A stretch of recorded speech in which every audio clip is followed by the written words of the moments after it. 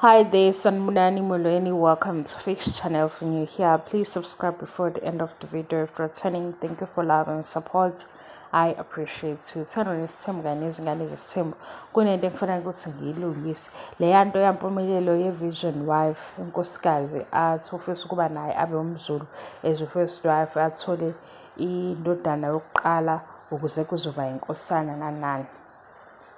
Kule video ibonile ngikhuluma ngokuthi umpumelelo impilo yakhe neyamseleko ifana ncamashi.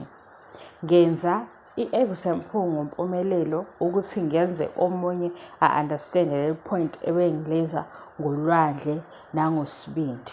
Kumpumelelo ke ngithatha ingane yakhe okusingabakho esikhona already yomfana.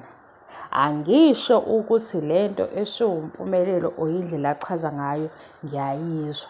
Ngakusho futhi na before ngathi njengoba umpumelelo eseshilo ngalendlela asho ngayo, ngilindele obhuti omalume obaba abathi bezwa lento eshiwumpumelelo ngabala ukuthi abantwana usenabo already. So mhlawumbe kwi-comment section ngibona sengathi okhulumayo uthi mina ngipromotha into wrong or ngivumelana nalento or isiZulu sikanje.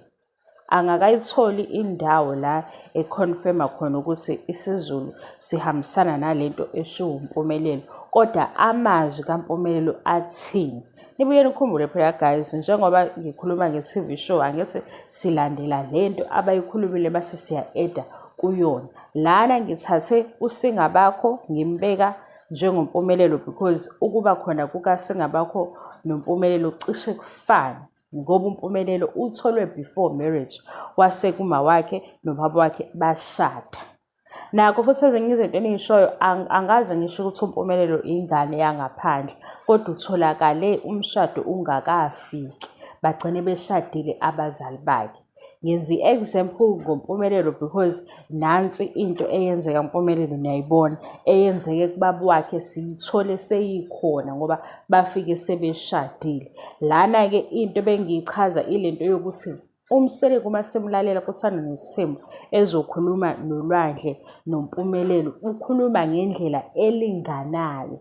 Akukho ukuthi ukubeka phambili kakhulu ukuthi ulwandle uyinkosana, njengoba kushiwo ukuthi inkosana kaMseleko umuzi ulwandle because uyena mntwana obekhona emshadweni.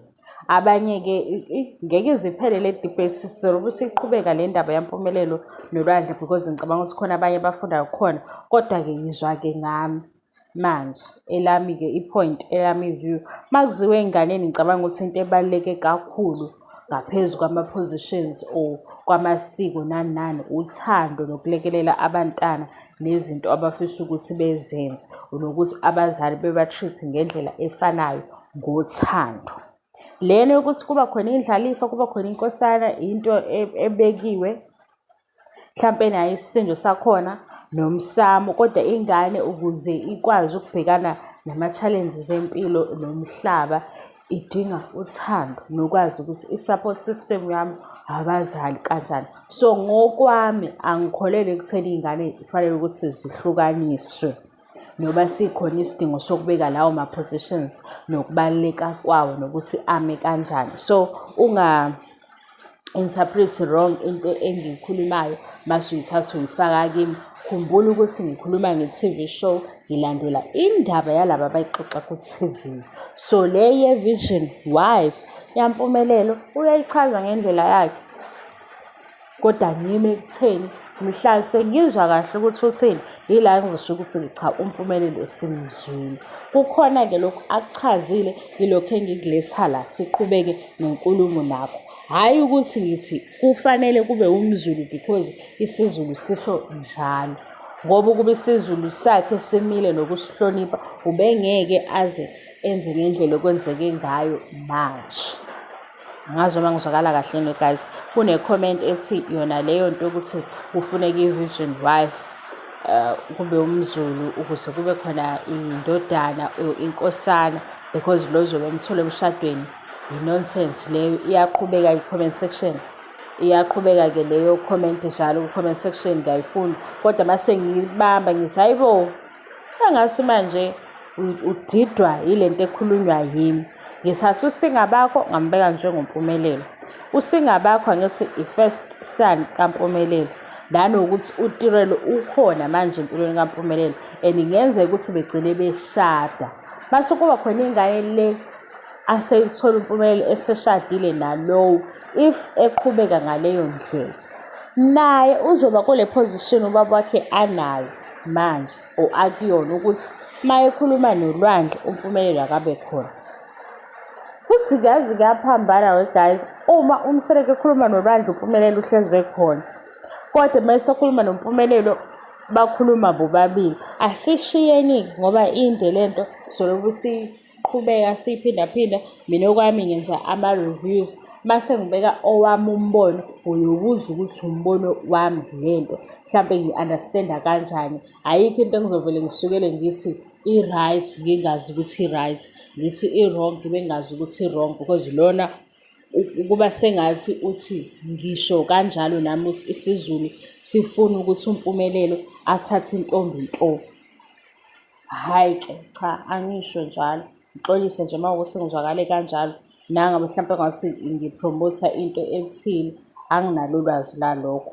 Ngizama ukuthi ngiyicacise le ndaba, because bekukhona lokho ngike ngakubona before uma ngikhuluma ngezingane zesimba, ukuthi khona osengilalela ngengqondo ukuthi ngivumelana nezinto because ngumZulu.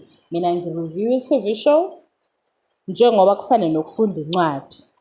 Mase ngifunda incwadi ngisikhona la kushoda khona, ila ngisho ukuthi khona la kushoda khona because kunento engingayi-understand ngalento engiyifundile, noma esele nje yalenga kanjalo yangaphelele.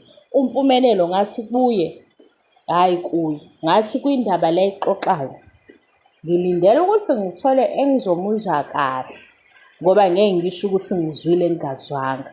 Lo ozochaza le nto esho uMpumelelo kodwa ngizwe yena le ayichazayo angiyikholwa kakhulu, ngoba iminyaka yakho isakhula nezinto futhi asabhekana nazo, ubhekana nazo esengaphansi kwesandla sabazali.